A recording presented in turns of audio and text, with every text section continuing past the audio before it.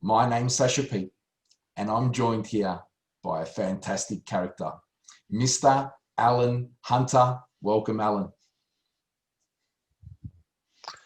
Hi, Sash. How you doing?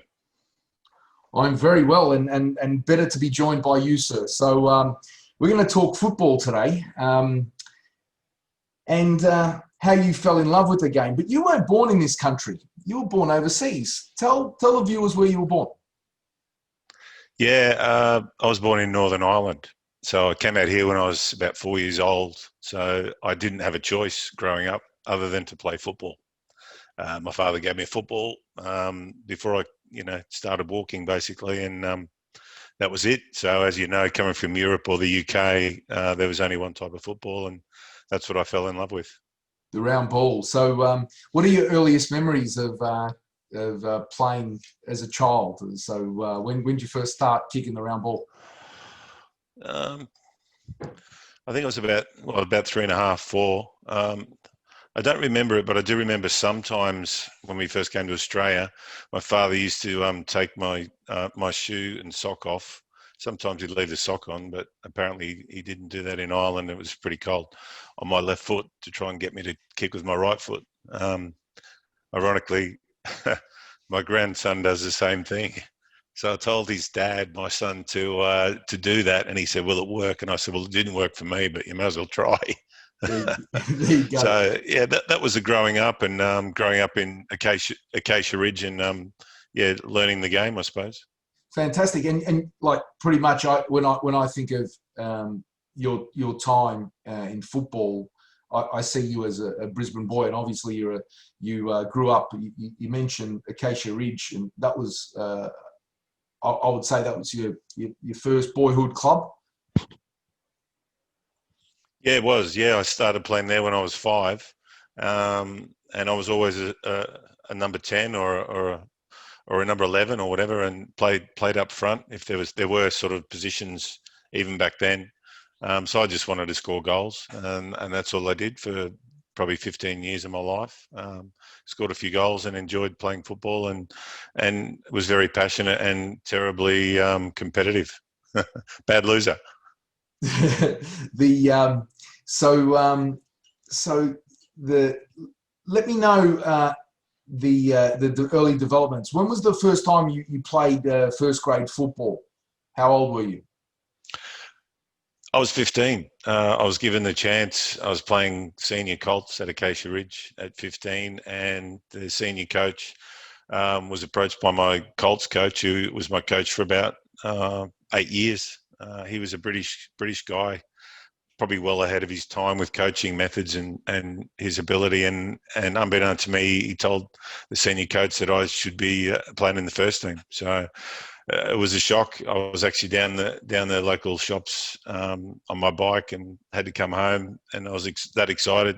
I fell off my bike and ended up sitting on the bench because I had grazes all over me from the accident. But yeah, look, as a 15-year-old, yeah, it was fun. It was good fun, good experience. So we're talking circa 1980, Acacia 1980, Ridge. 81. Yeah, it was. And that same year, I went back to Northern Ireland and played in the Irish Youth Cup, and we won the Irish Youth Cup final. So that was 1980, 81. At 15, once again, it just heightened my experience and furthered my want to leave Queensland and try and better my career, if you like, when I came home. And the club Acacia Ridge, I know you circled back there, but had some success. 1980, won Divi 1 in the Brisbane Divi 1, 81 runners up, and I think 83 got into the Premier League there at Brisbane. But in 1983, only a few years later, Brisbane Lions come knocking. I mean, have you ticked over your 18th birthday yet, or you've just turned 18? Yeah, pretty much. They sold me for, which was a record transfer for Acacia Ridge. They sold me for $1,500, of which I must say I got half, which was amazing because my father somehow organised that. So yeah, that was a lot of money that went into his bank, I think, at the time. But yeah, going to Brisbane Lions was, amazing because I was playing with National League, training with National League and State League players. Yeah, Guys like Cole Bennett was the centre back of choice, yeah, getting towards the end of his career. And yeah, I just was fortunate enough to play with guys like Alan Niven and John Stewart and some of the other younger guys like Russell Stewart, Danny Wright, Steve yeah. Jackson, that I'd grown up and played state football with. So yeah, it was a real pleasure and a good challenge. So obviously a tough time there at the first year, but you're learning a lot. I think that year you guys finished dead last, so you would have. We did. Tough times there at. But obviously, you stayed there a couple of years, and in 1985, I believe you won the best player under 21. So you were named Player of the Year in 1985. So an individual award. Not that we play football for individual awards, but I mean it's good to be recognised as a young up and cupper. But you've already played, almost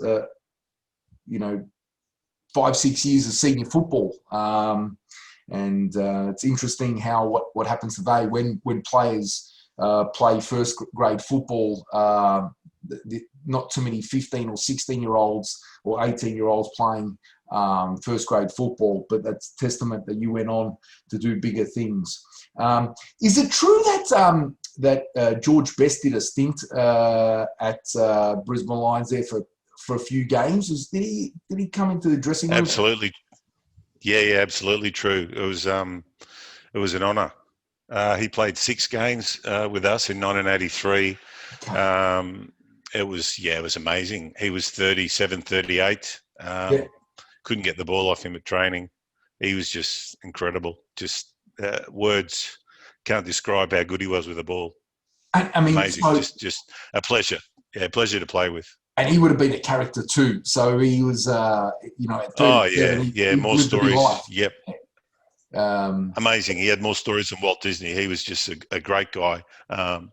But, like I said, I was very lucky. I lived with my mum and dad at the time, and we were only 5-10 minutes from Richlands at Pine Road Lions Stadium. So I used to get down an hour early and train with him and just kick the ball. And he'd line 10, 20 balls on the 18-yard box and just hit the crossbar. Maybe he'd missed twice, I think. Wow. Okay. Yeah. And then, yeah, he was amazing. Like, to see the stuff that he did in live training was just incredible. Like, he nutmegged some of the best players in the team 2 or 3 times, and he'd just come over in the break and quietly apologise and ask them to make sure it didn't happen again. But he'd just keep doing it. He's just a great guy. Obviously had a lot of stories about a lot of his times, even his bad times when the press sort of harassed him and hounded him. But yeah, just a pleasure to have said that I played with a great man. Yeah, so very few people get to be, lace up their boots in a dressing room with a legend of our game. So that was an interesting. Thank you for sharing. I'm sure we could spend the next hour just talking about his stories, what he told you as a the ones that we can get away with. Yeah. So and then you move across to Heidelberg United. So you make the trek down south to my neck of the woods, and you played for Mega Alexandros. So for a couple of years.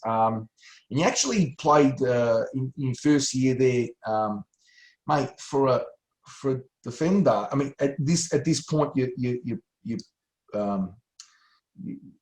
stuck towards the back of the park. You scored a lot of bloody goals. So I think that year you were equal top goal scorer with Dougie Brown with 7 goals. So.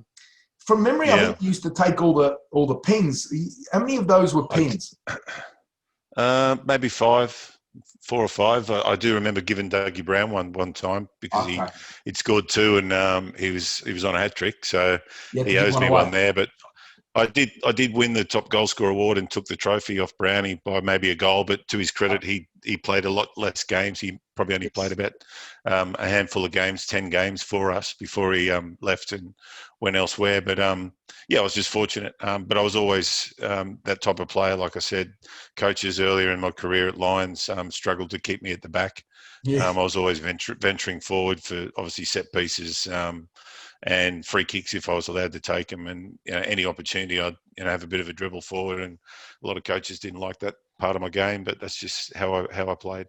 And from memory, you used to get up for those headers as well, right? So every time there was I remember you coming up and you were really strong in the air, causing other defenders havoc. You were a menace there.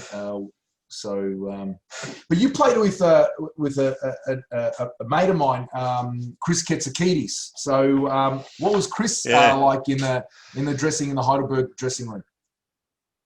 Pretty quiet kid, actually, Chris. He had a real dry sense of humour about him. But yeah, very quiet, very focused, clever sort of mind, good footballer, really good kid. When I say kid, he was a few years younger than me, I think, as well. But yeah, it was a tough side to get into. And Chris played quite a few games in the first team, and deservedly so. He was a lot better player than probably the amount of games he played in the National League. Yeah, so I think we'll talk about this later. But for me, Chris was that person that got the most out of his football, right? He really worked hard and he did a job for you. Definitely. But the following year, you played with some fantastic players in that Heidelberg side. For me, just to call out two, Theo Salamidis and Peter Salakis. To me, two great NSL players. That I'm sure. What could you say about both of those players that you played with? Oh, look, Gus Salakis. He was 6 foot tall, little guy, but had a heart of a lion. Hawthorn fan, so I've always had a lot of time for Gus. Just a good footballer, really skillful on the ball, courageous, and a fan favourite. Theo, well, he got converted, I suppose, to help me at the back as a centre back or a sweeper, and he was a great footballer. Other than probably in goals with Jeff Olver there, he could play anywhere on the field. Theo, so he was a pleasure to play with. A real professional, thorough gentleman off the field, and just a good footballer. He always was an 8 out of 10, if not a 9. So yeah. I think that Theo's that type of player that you could probably put him anywhere along the spine. He'd do a job for you, right? So in the middle of the park or at the back. So obviously when me being a kid watching you boys play, I always remembered Theo being at the back with you, and maybe one of your a quality central pairing. I think when you guys in '87 performed a little bit better that year, you're probably a little bit more stable at the back. Would you say that your combination with Theo there was a lot more stable at the back, the two of you?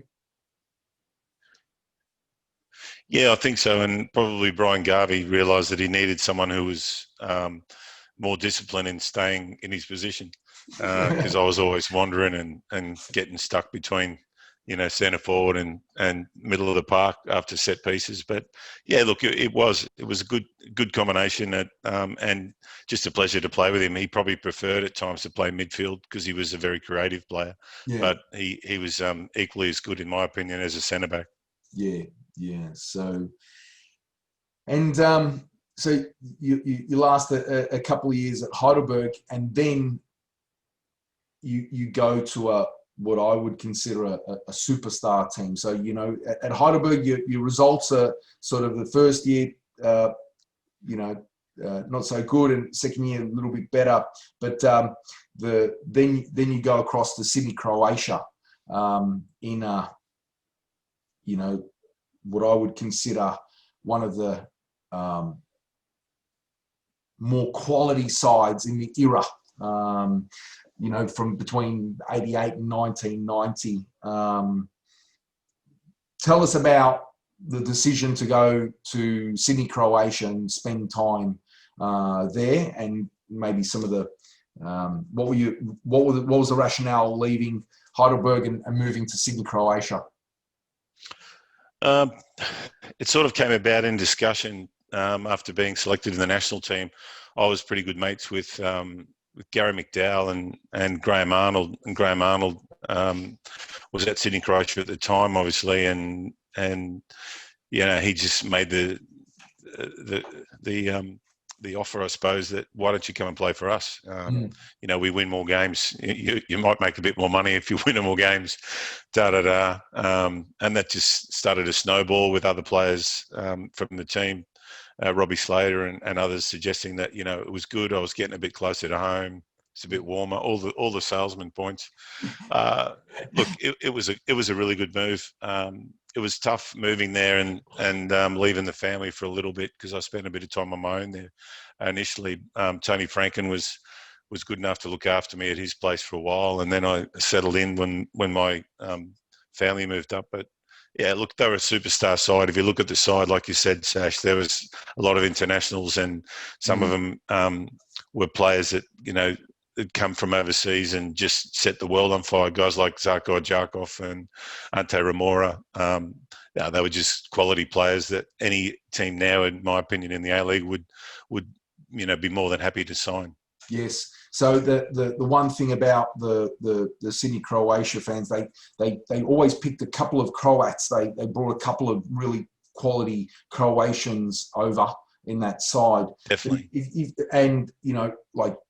I would consider, today we'd call them marquee sort of status players, but you look at definitely. You look at the other boys in the side, like you said, Graham Arnold, Manus Lamond, Robbie Slater, young Ned Zelic, Wally Savor, Graham Jennings, Tony Franken, even a young Zelko Kalats. This is like, you know what I mean? This is an elite side, and it's no doubt you made it that year into one of the years into the finals.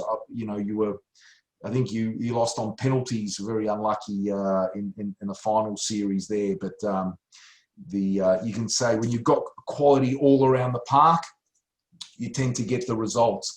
And who are you? You mentioned that you spent a bit of time with. Tony put you up, looking after you. So who are the mates out of that Sydney Croatian side? Yeah, well, we used to travel because we lived down in the Shire, and we used to travel, Tony and I, Shane Clinch and Graham Arnold. So we'd sort of take turns every week. Someone would take their car. Clinchy lived down at Engadine, so we'd pick him up on the way, and that's how we sort of got about. Manus was always pretty close. He, as far as a mate goes, he's such a character on and off the field, but probably doesn't get the credit that he's due for the amount of ability, the amount of goals that he scored, the amount of goals he created. Yes. I didn't have to wander forward too often in that side because you had Robbie and Manus on each wing and just supplying good crosses to Arnie in the middle. So veteran Rosic can't be forgotten as player coach. He was an amazing player at the back to play with. Yes. So I was very lucky to have a player of his status from Croatia to learn a lot off as well. Yeah. So big side. And, a couple of good years. And then you move across a little bit out west to Parramatta, right? So, and very passionate, those Melita fans, the Maltese community there out at Parramatta. And Raul Blanco had the side from memory. And who can forget some of the boys you played with there? I mean, so we had Marshall on the podcast just last week, the legendary Marshall Soper. But you had one other player who some people may forget, and maybe you can say who the other central pairing player that you played with that probably I would consider one of the best centre backs, maybe even to play in this country. I mean, maybe I'm going a stretch, but definitely probably in the top 10 centre backs to play in either NSL or A-League. Your captain. So please tell us. Yeah, look, I would have to agree with that. Washington Gonzalez for me was he was probably better than veteran because he had a bit more pace. and he could score goals from 50 metres. I mean, I remember seeing him score a free kick just inside his own half at Marconi Stadium. I don't think it won goal of the year because the cameras didn't pick it up or something. Probably, I know the goalkeeper didn't pick it up, but yeah, he was amazing. Just a great player. I mean, if he got out of position, Washington would just tear pieces out of you. So I didn't venture too far away from Washy. And if your player got in behind you, Washy would make sure that they didn't get past the 18-yard box. He was just an expert at bringing the player down and usually not getting booked. Played for Uruguay in the World Cup, so his pedigree was just a real discipline. Didn't say a lot, just focused on the job and got the job done really well. So we had some great players in there. Gajtek Gench was another one. Another guy called Jarek Nowicki played on the wing. Hugo Gimenez in the midfield, another South American. And obviously having Marshall Soper and Greg Brown up front, it was a pleasure to play with Marshall and not have to mark him for a change. It was fun times for both of us, I think. So tell us a little bit about Raul Blanco as a coach. Yeah, look, to be honest, I think Raul's the best coach I've had in Australia. He saved me as well, so I sort of owed him.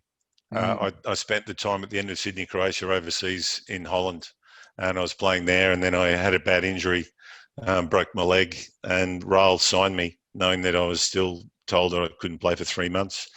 He got me fit with some amazing fitness work and also some bone growth stimulators and some other things that were available back in the day, and I played within 6 weeks. He used to come and pick me up, basically, and take me to the gym and just hammer me in the mornings, get me really fitter than I'd been. And he was just a really good minds coach. He always knew the individual and knew how to make them tick, including myself. He always had everyone. He could control Marshall, as Marshall will testify to. A lot of coaches couldn't control Marshall. He's, an elite athlete that was very Maverick. Yeah, he was a talented man, but if you couldn't control him, he could take advantage of that. But Raul was definitely someone that I enjoyed his preseason more than any coach I've ever had, because you always had the ball. Had the ball. There was none of this old school running and falling over, and just always had the football. Always skills. Always about how good you were with the ball at your feet. And he taught me a lot in the 1 year that I was there. It was a pleasure to play with him. And so it's probably testament to this sort of South American mindset, that the ball is central to our game. If you don't know how to play with the ball, but it's none of this, run until you throw up, and that equals fitness. It was fitness, but running with the ball and making sure that we can move the ball as well, that the ball moves faster than the player. Yeah, 100%. And you boys had some success, despite, in the ladder. You guys that year won the NSL Cup. We did. I think we were unlucky to get knocked out in the semis and the finals. We just made the finals. Last game of the year we had to win to make the five, and we did. We won away at Olympic. I scored the goal because I told Raul that, and he reminded me that I hadn't scored a goal this year, so I went out and somehow scored, which kept my record up. Not that I was venturing forward or anything; it was just a header from a corner, but got us into the finals. We were unlucky to get beaten by Marconi and knocked out, but like you said, had a good win. Brownie scored a cracker of a goal, and we beat Preston to win the NSL Cup final at Marconi. So it was a successful year for the club, and it was a club that I was probably very sad to leave because I had the opportunity to move back home. Other than that, I would have stayed. Yes, so it's amazing. So we come sort of full circle. It's not 1991, and you move back home. Miriam Bleiberg's got the team for the first couple of years, but at least you're back home. And the first couple of years were pretty. First couple of years, from memory, were pretty rough. What was it? But at least you're back with back home with your friends and family. Tell us about those first couple of years. It was called Brisbane United back then. It was not. We hadn't changed the name first to Brisbane Strikers. You called Brisbane United. You guys were white from memory, all white with a couple of bit of trim, the gold and blue trim, I think, from memory. Yeah, we did. Yeah, we did. The alternate strip was blue with gold and white. But look, it was interesting. The most interesting coach I had in my career with Miron. He certainly he certainly knew how to talk a good game. I can say that much. Yes. We had a lot of local players that probably weren't quite experienced at that level, so it Yes. took us a little while and took Miron a while to adjust to Mm. trying to get those players to play at a high level or discover if they could on a consistent basis. Yeah. We also had a couple of great players that were still able to play that level quite easily. Guys like Frank Pimblett, one of the best midfielders I ever played with, who started playing back in the original PSL with Brisbane City.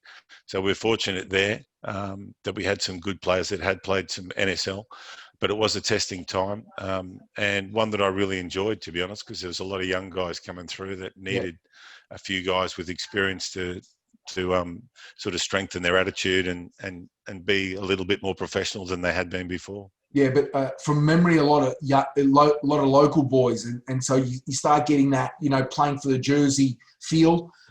Brisbane boys playing for a Brisbane team. At least you guys had that, right? So the results didn't pay the park, but a couple of years later, Bruce Stoll took the job a couple of years later after they worked out. Mirren talked his way out of his job.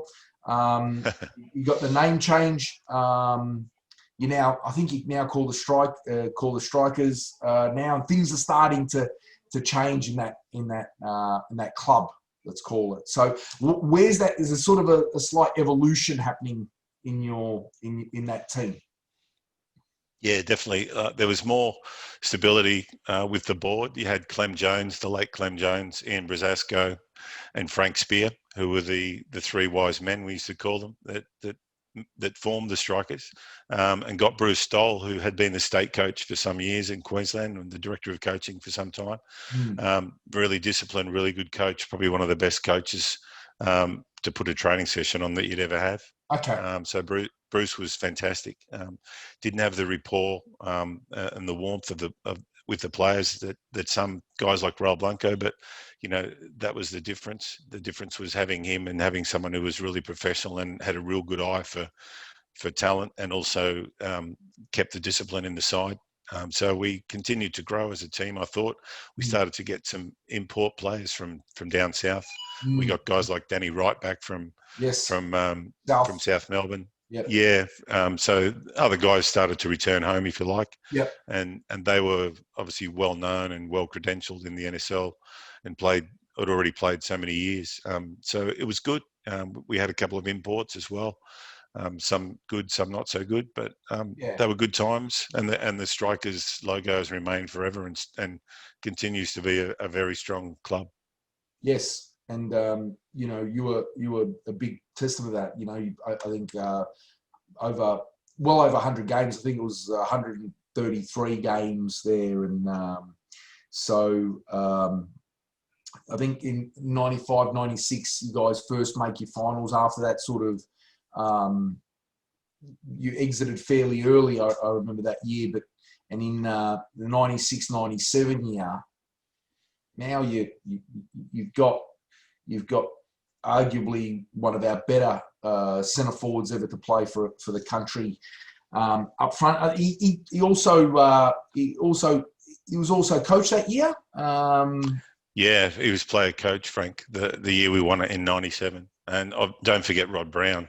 We signed Rod Brown from New South Wales. Who's a born and bred New South Wales boy, and he moves up to Brisbane, and he's been here ever since. A good mate and great goal scorer, and another very lucky time in my career to have him playing on my side and not have to mark him.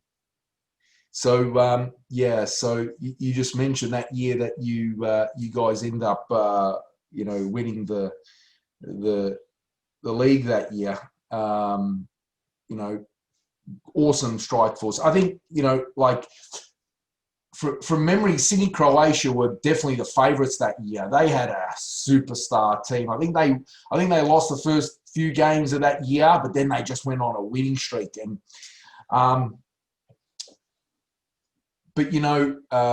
football's not played on paper. Football's played on grass, and you know, having watched recently that game again in preparation for this chat, I think you guys wanted it more. So what was the feeling in the dressing room? You know, you've got a lot of boys returning. Maybe it's Danny Wright's last game. Did he know it was going to be his last game? No, he didn't. But you've hit the nail on the head, because you had Danny Wright, myself, Gary Phillips, Rod Brown, probably Frank, and we all knew that we're probably not going to get this chance to win a grand final. So Okay.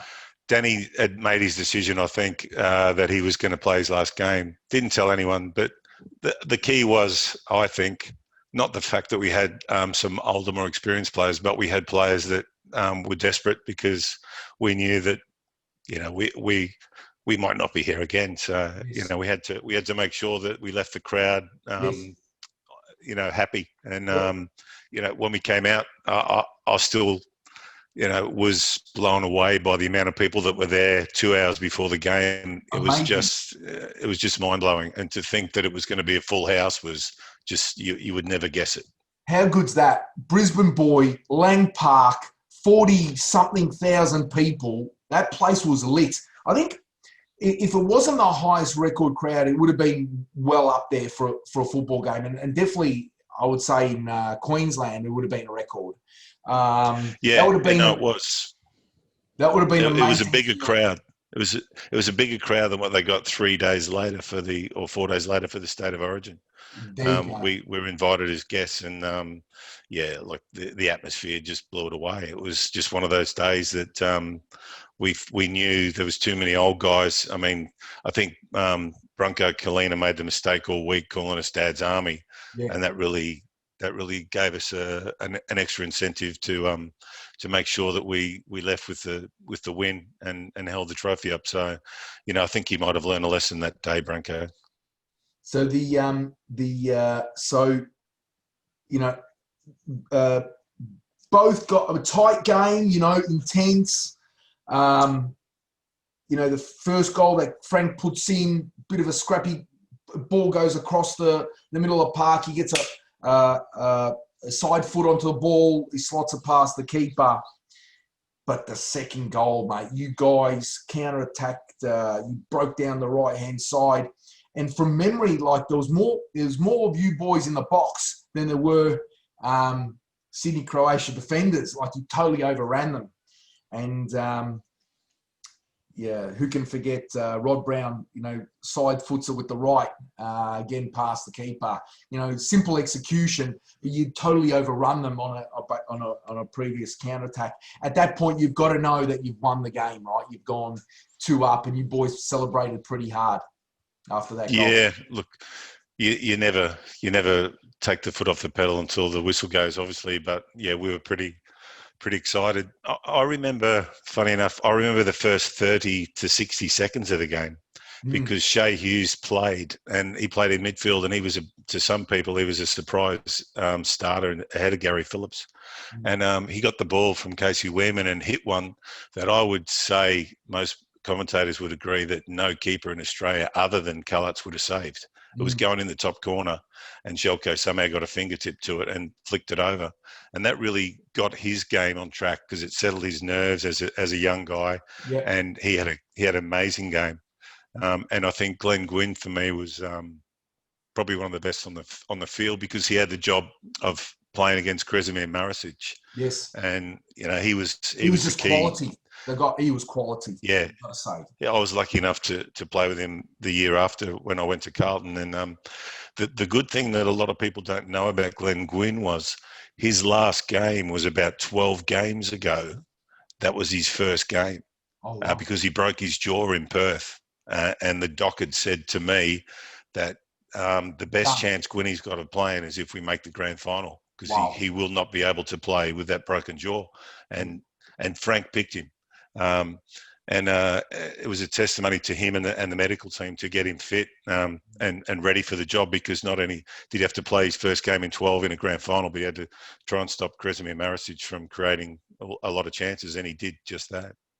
I love there was a bit of before the game. There was a bit of banter between Frank and City Croatia. He's quite funny. He comes out. He says what he thinks. Frank, when he sings, I think he called him a bunch of sooks or something before the game. So there was a bit of banter before the game. What was Frank like in the dressing room? Yeah, look, pretty similar to on the field.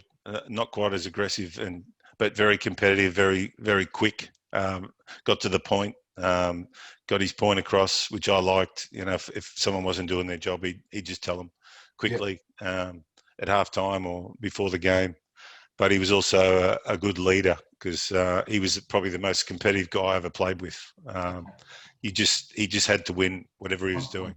It was a game of marbles, game of darts. Didn't matter. He had to win. There was no coming second. Yes. So we clashed a bit at times, but that was just a competitive, healthy clash. And you know, he's always been that sort of guy. Yeah, and look, if he didn't have that edge, maybe you boys wouldn't have won that game. Like, so these are about the 1%ers, right? It's about that, you know, if it wasn't that shot, you know, settling the nerves, if it wasn't for that overrun, you know, it's all those little 1%ers that you all put in. But definitely watching back on that game, you guys, like I said, you guys, I think you wanted it more.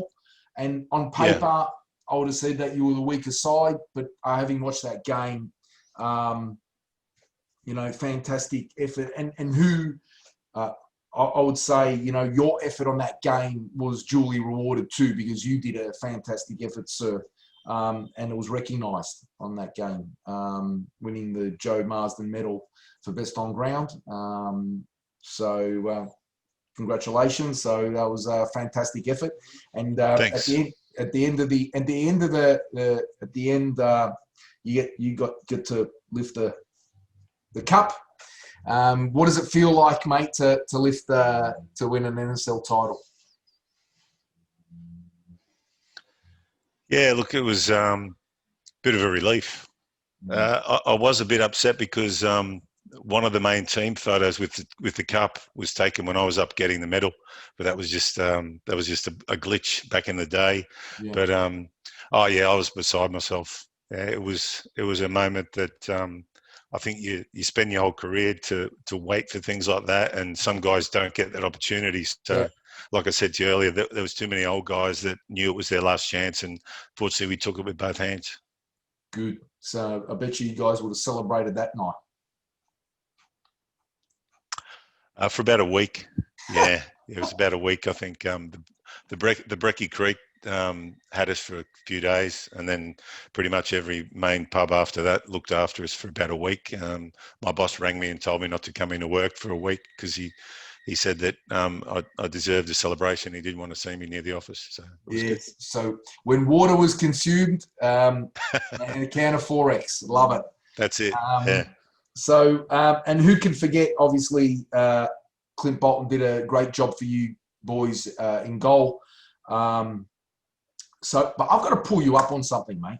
So, were you wearing a mouth guard during that game? Like, did I? Yeah, I wore a mouth guard for the last few years of my career. I had a bad mouth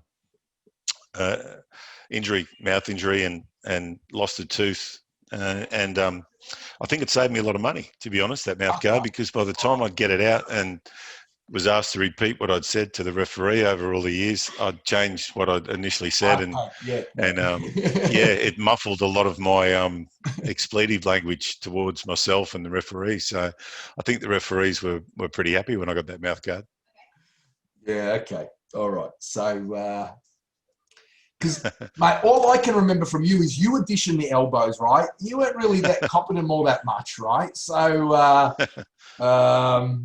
all right. So you reckon that mouth guard saved your mouth?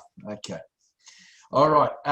We're going to rewind. Oh, definitely saved me a lot of money on fines. Okay. All right. Good stuff. Yeah. So we're gonna backtrack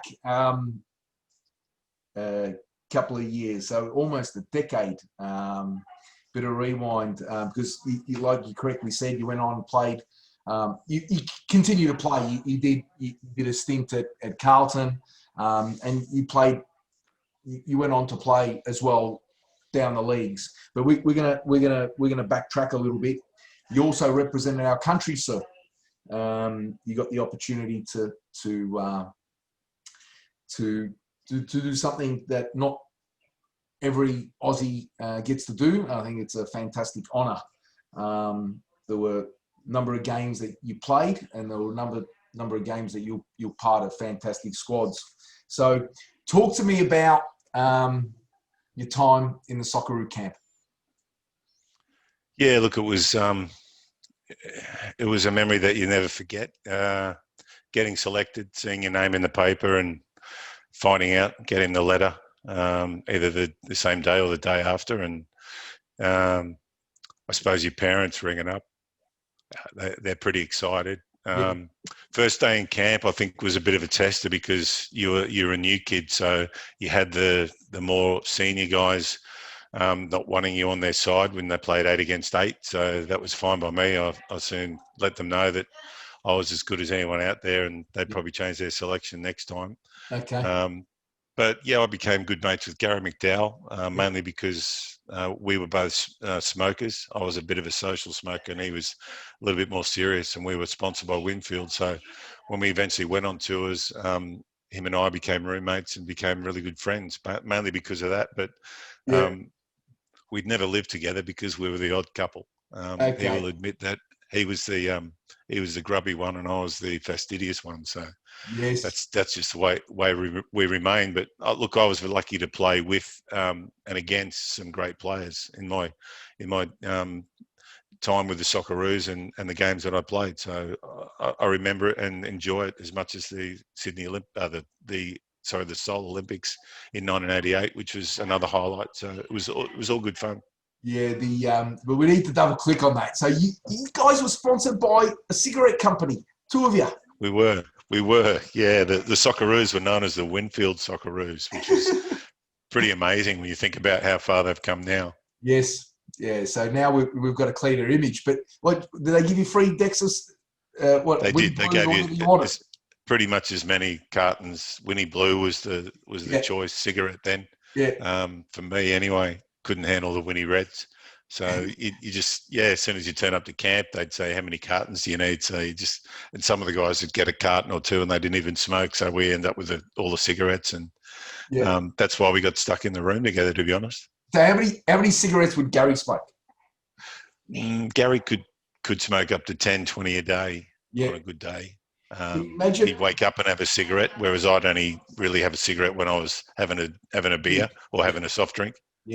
Yeah. So imagine like if you had the sports science and all that sort of stuff, where you guys could have made it to, right? But it's football in a different era. But that's the beauty of it, right? So absolutely. I think you 2 lads in a room, I'd want a room with you 2 boys, right? So I'd want to be, if there was a 3rd bed, I'd want to be in your room. So it's a fantastic, and I remember watching a game. So Oscar Crino's on the bench.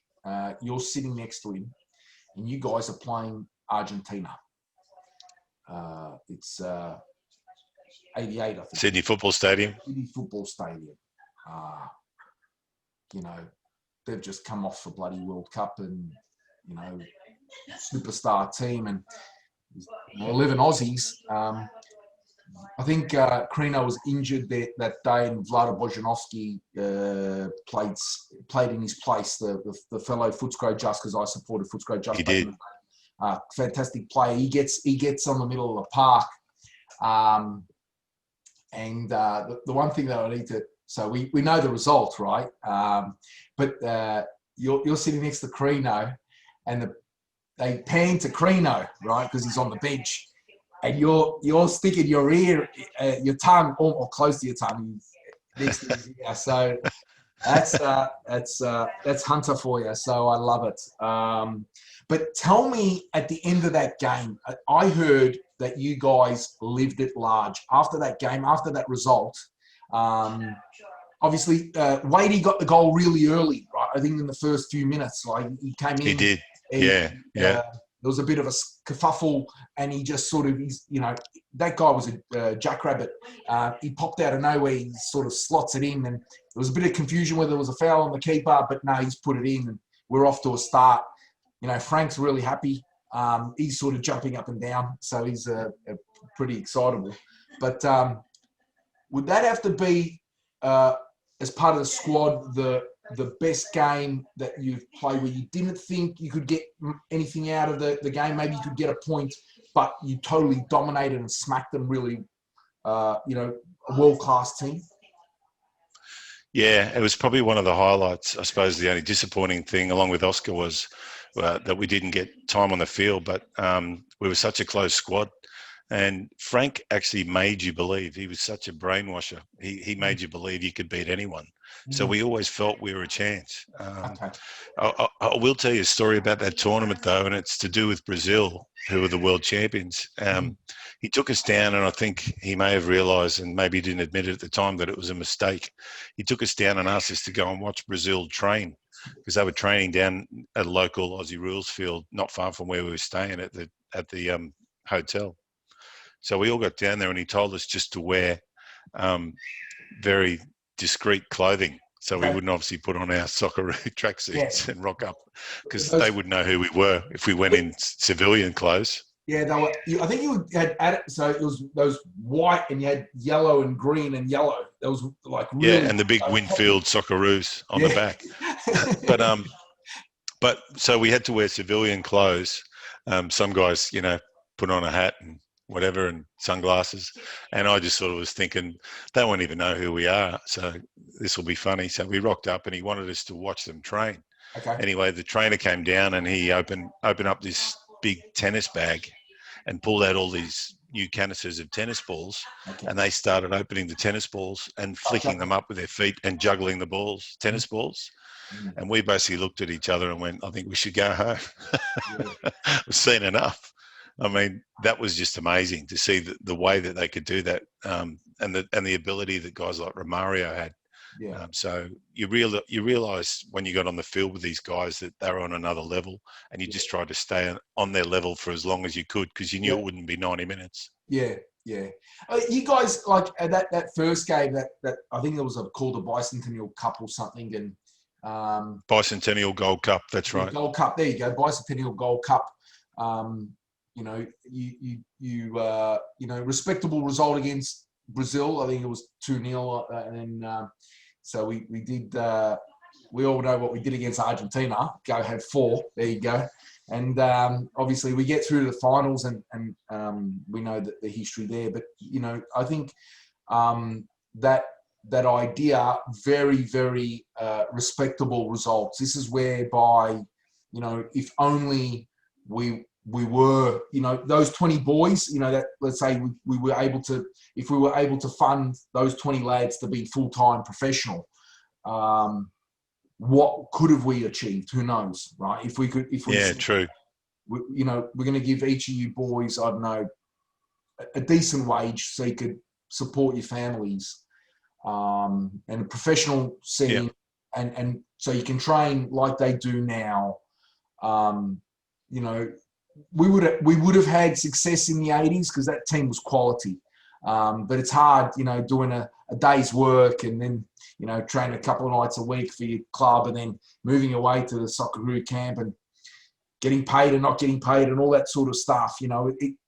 It's probably not as professionally run, and with no disrespect to how things were run back then, but we've come a long way in those sort of off the park measures. On the park, you guys did a fantastic job. Obviously, the whole 80s we didn't get success, but only if, because we had quality. We definitely had quality. But I want to double click on that night after you beat Argentina. I bet you would have been at the bar. I heard there was. I think Bob Hawke was there first. I think. Yes. Bob Hawke was the first one to shout, and probably the first one to have a beer. because Okay. everyone knows he likes a beer. Yeah. I wasn't a big beer drinker back then. It didn't agree with me after the game, to be honest.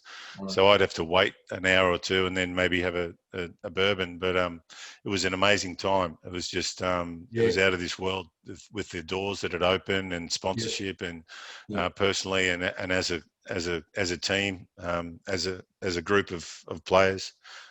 It was great, and obviously opened the door for some players to go overseas, Yes. which was fantastic as well. And so of your games, you actually got to score a goal for our country too. Walk us through how you polished that one off. Yeah, I did. We were playing against the Dutch, and it was a header. I think the game ended up 1-1. It was in a tournament, and yeah, I was happy with that. In the 9 or 10 games that I played, I scored a goal, so I sort of kept my goal scoring record up with my club performance, I think. But yeah, the goalkeeper also, I injured him in a collision, and it was a bit awkward back at the hotel because a lot of the teams were staying in the same hotel. Yeah. But yeah, it was a proud moment, Yeah. one that I always remember, and one that I cherish, I suppose. Mate, it's not the first person you bounced into trying to go for a header. I've seen you bounce into plenty of players going forward. And what most people will not know, and you can confirm this because we've touched on this in a previous conversation. You are the highest scoring centre back to play the game. Is that true? Apparently, yes. Goals per game. I don't think it's been beaten. I'm not sure what the goals per game ratio is, but I think I scored 52 goals in 343 games. Yeah. So you can figure out the goals per game ratio. But Yeah. I think Ronald Koeman scored the most goals for a defender in the world, but he's probably played 1,600 first grade games. Yeah. And probably took as many free kicks as anyone else. But Yes. what a player! I mean, But I'm talking about in Australia. In Australia. Australia. Yeah. No, in Australia, I still apparently hold the record by a long shot for a defender scoring goals. So hopefully it won't be beaten while I'm still here. I can tell my grandson. Yeah, so that's brilliant. And like I said, I remember you running up there, wanting to run up there always, right? Every time the corner was. So here comes Alan Hunter, right, running up, wanting to be there in the box. Like I said, I think I have to blame Marshall Soper though, because Marshall will probably listen to this, and I'll blame Marshall because he was so good at getting penalties that the referees didn't believe it every time he got fouled, and I never got a penalty when I played at Melita. Yes, you would have had more. Never had one. Yeah, I think I could have had more, so I'm going to blame Marshall for 2 or 3 goals there. Okay, good. And if I had somebody that needed to get me out of jail and there was a penalty, I might actually call you up, mate. You Thanks, mate. Right? So you didn't miss Thanks, me, right? If the ball was on the spot, did you always take the pins? Yeah, pretty much. I don't know. I just started taking them at a younger level. I don't think I took them in my first year at Brisbane Lions. Alan Niven was the captain, and he played left back. He was a left footer. I think he took them, and then soon after that, I started taking them, and I never sort of let it go after that. I scored a few important ones in big games, but in shootouts, just for whatever reason, I always went last, so sometimes never got to take one. Yeah. But yeah, it was. I missed a few here and there, but yeah, it was just something that I felt was a part of my job, and I enjoyed doing it, and I never let go of it, I suppose. Well, you always know you either put your best penalty taker first to get you off on a good start, or you put your best penalty taker last to make sure you don't stuff up, right? So yeah, so it's a testimony to you obviously at training, you obviously of the ratio when you work out, you obviously converting more than the other boys. So so I might call you if I ever need to get out of jail and it's a penalty. I'm calling you. You're gonna have to come down from Brisbane.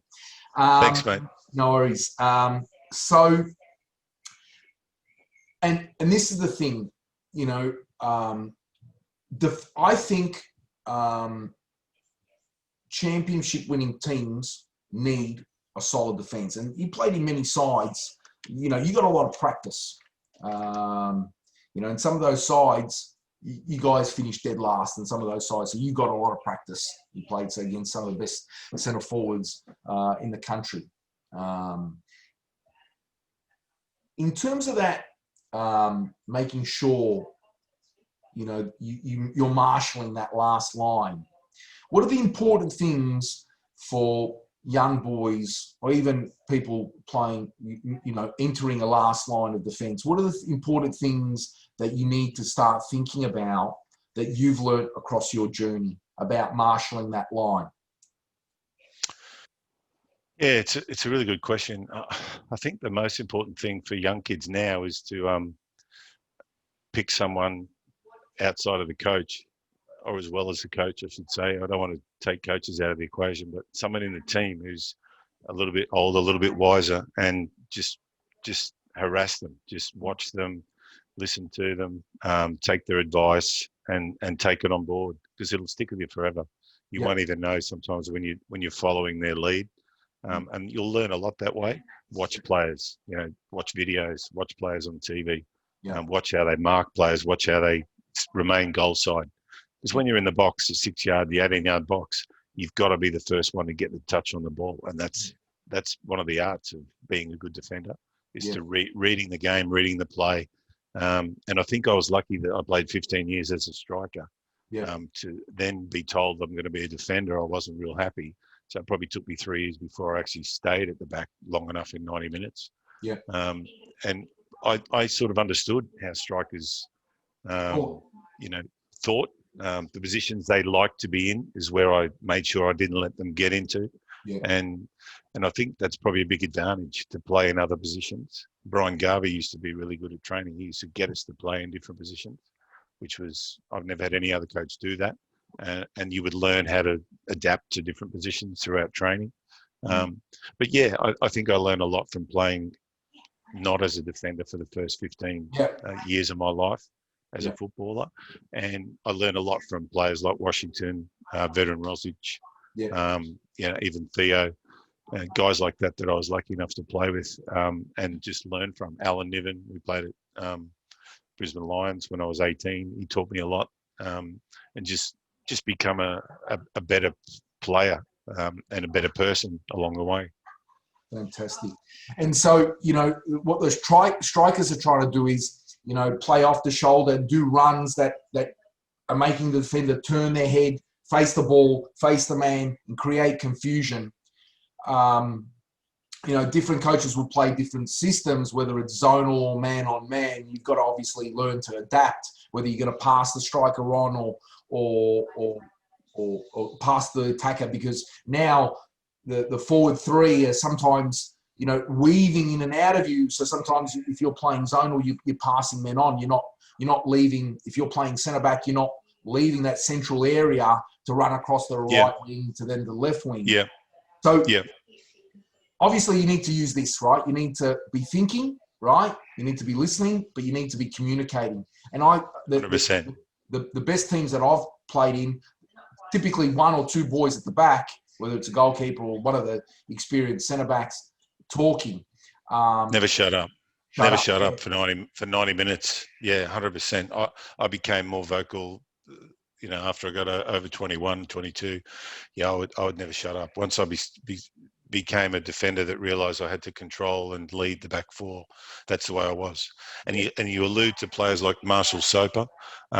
That's why he was so hard to mark, because most players, when you play against them once, you sort of get to know what to expect the next time, and they are, most of them, really good players. Predictable. They are predictable. You get to know their little moves, their little turns, but Marshall, very unpredictable.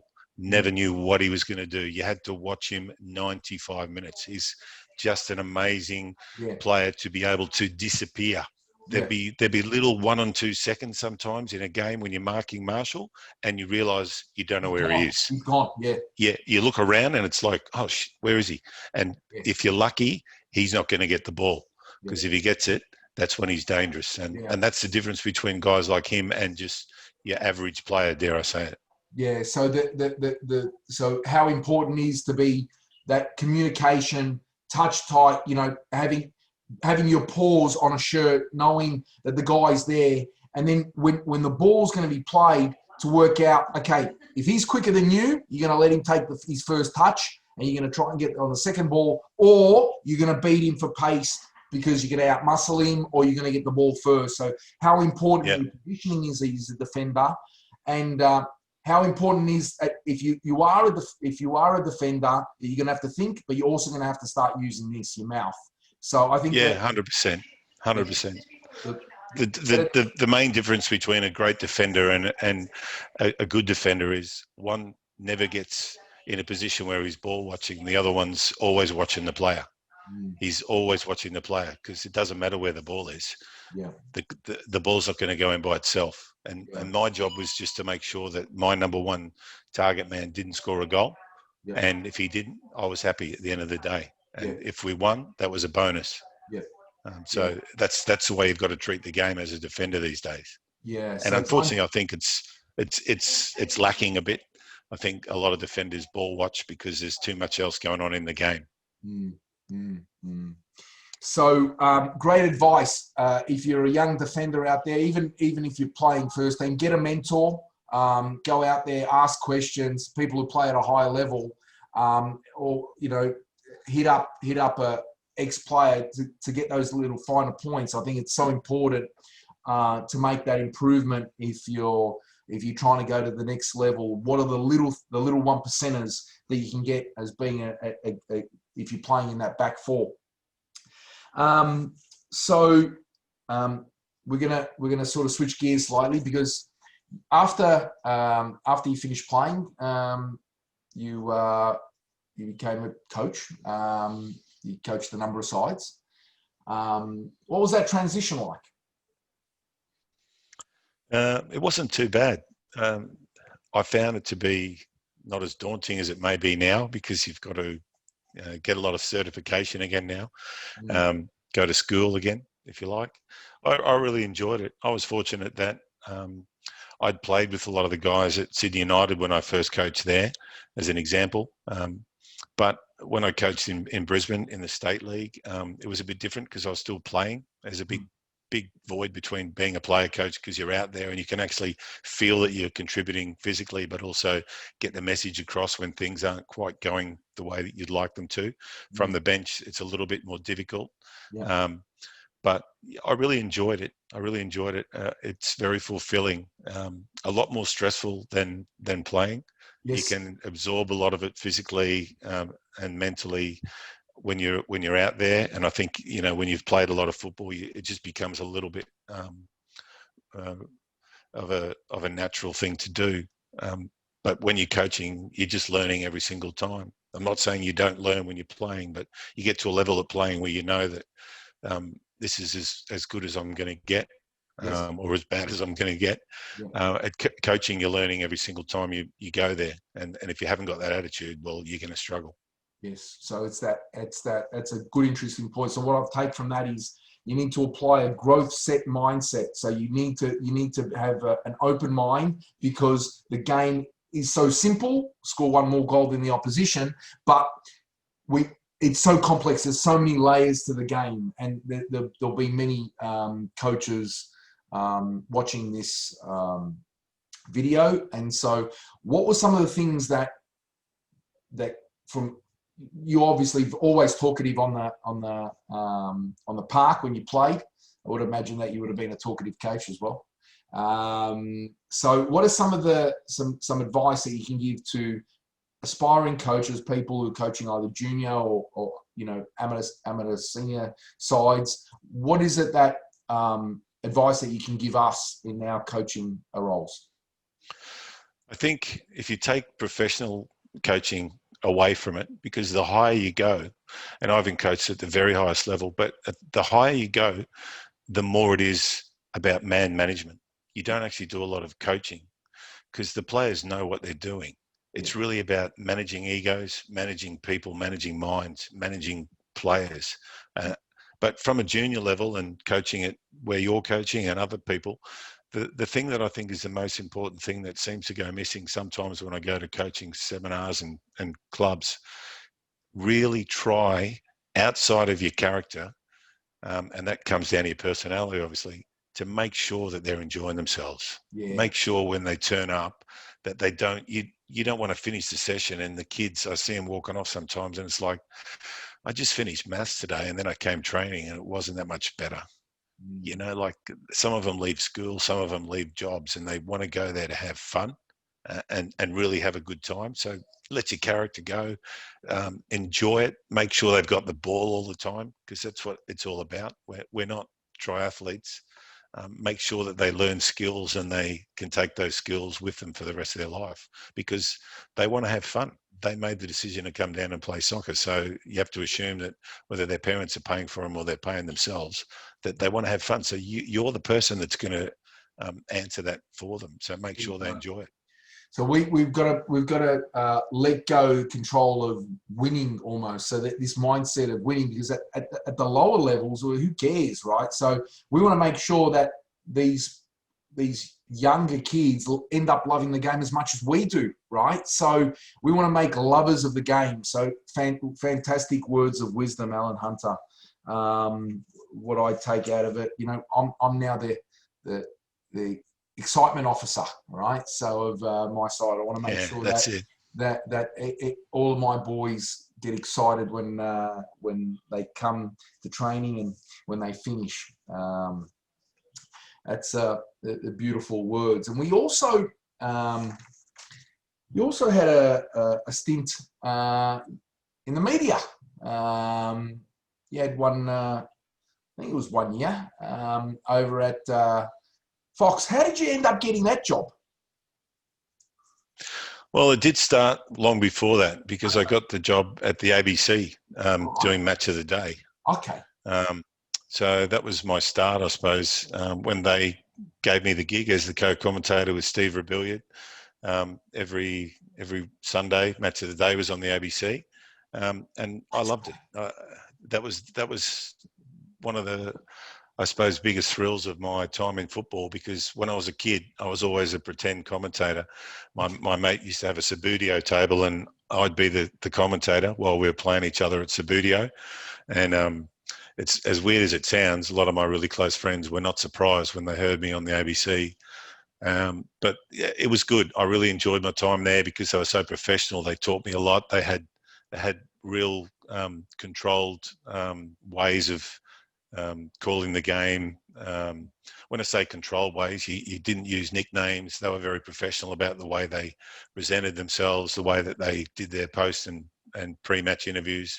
And I was working with someone like Steve Rebellion, who's one of the most professional guys you'd want to work with in TV, really well respected, and took on football, not knowing a great deal about football, but really studied the game and knew the rules better than most people. Unfortunately, a lot of the people other than the ex-players who call the game now. So, I was lucky enough to work with them. And then, as you said, first year of Fox, I worked in the job as co-commentator with guys like Mike Cockerell, the late Mike Cockerell, and I was very, very happy to do so. Okay. And it finished. How did that happen? It's called politics, I suppose. I'm hoping I didn't get my contract continued because of the way I was calling the game. But yeah, look, it's something that I really wish I could do again because I loved it. It was something that I probably loved as much as playing, if not more, because you weren't physically exhausted at the end, although mentally it was quite exhausting. You just went with the flow and loved it. I just loved it. I was so passionate about it, and I think it showed. Yeah. So I think you've got a head for radio. You've got a voice for you've got both a head for TV and a voice for radio. So you can do both. But I'd like to see you back. And I think there's no reason because some of the people in the game who are commentating now, I think there's room for ex-players like yourself to be involved. So maybe I don't know. Maybe somebody will hit you up. You never know. There's games in Brisbane, right? They don't need to fly people there. You just hop in your car and hop over there. That's right. So okay, so I'm gonna ask you some questions about so your time, whether it's a trip, whether best club trip, whether it's a best away day or whatever. So think of a memory, and you're gonna have to tell us why it was the best away trip with your team. We'll first say in Australia. All right. Well, I'll take the Socceroos trips out of the equation. I'd Just for say now, the we're best going to keep club. Socceroos trips out of the equation. So first is the club away trip. Yep. You've tripped. You've done a trip, and now what? Why? Well, I'd say the most memorable one would have been we beat. I think we beat Melbourne Knights 3-0, or Melbourne Croatia. They were then. I was playing for Sydney Croatia, and it was an amazing win for one reason. My son was born. My son Benjamin, who's 30 now, 30 years ago, was born the night before. And I won't mention the names, but at least 4 of the players went out till sunrise celebrating the birth of my son. And then we had to get on a Sunday morning flight to Melbourne and play in hot weather in Melbourne at Summers Street. Yes. And we won. We won 3-0, and I scored a penalty and celebrated my son's birth. And yeah, I think that was an amazing win, because I said to Joe Biskic after the game, I'm pretty amazed how we actually turned up, let alone won the game. But sometimes football's a funny thing. You just take your chances and don't always deserve to win. You and these 4 other boys, you reckon you would have blown 0.05 on kickoff? Oh, definitely. Yeah, definitely. Put it this way, we got a lift to the airport to get to the... So they'll remain anonymous, but it's a true day that I'll obviously remember, the day after my son was born. Fantastic. Which Brilliant. Is if you want to look in your record books, was the 5th of January 1990. There you go. Right. So so all the Melbourne Croatia supporters that day, right? You got beat, half the squad was smashed, right? And your team still lost. So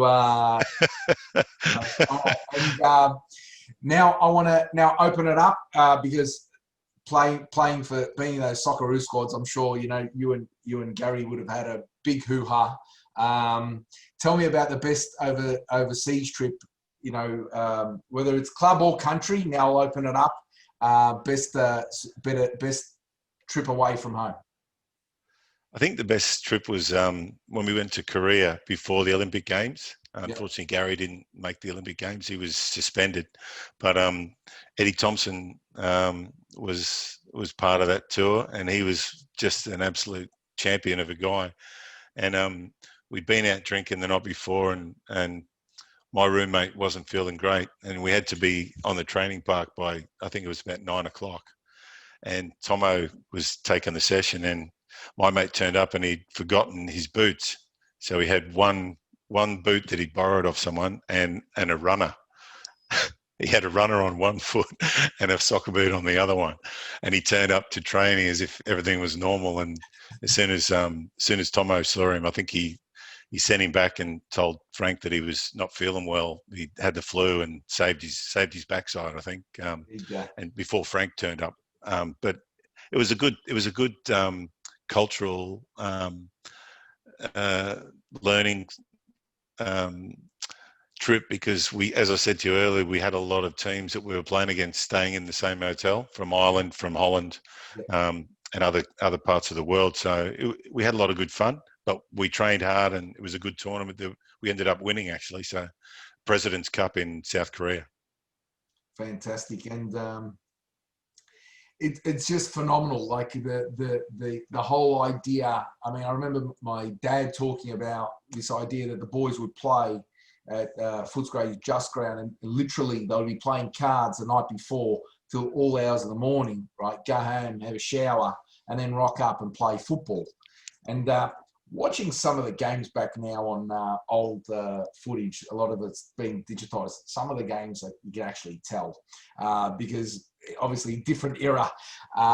Just what would have happened if they didn't spend all their wages from the week before getting, playing cards or whatever it is and drinking. But I'm sure a lot of memories, a lot of fun. Obviously, massive honour to play for our great country, wearing the green and gold, hearing national anthems being played. What is that when you hear that when you hear Advance Australia Fair play, you're standing there representing your country. There's 11 boys there on the pitch. What does that feel like, mate? When you're standing there lining up, it feels amazing. You just get all the hairs on your body sort of standing up, and you feel very pumped, invigorated. You just can't wait. When you're actually going to watch a game, you feel proud. I get emotional, even when I go to games now and I hear the anthem, because you remember that you are representing all those people that you used to watch when you were a kid.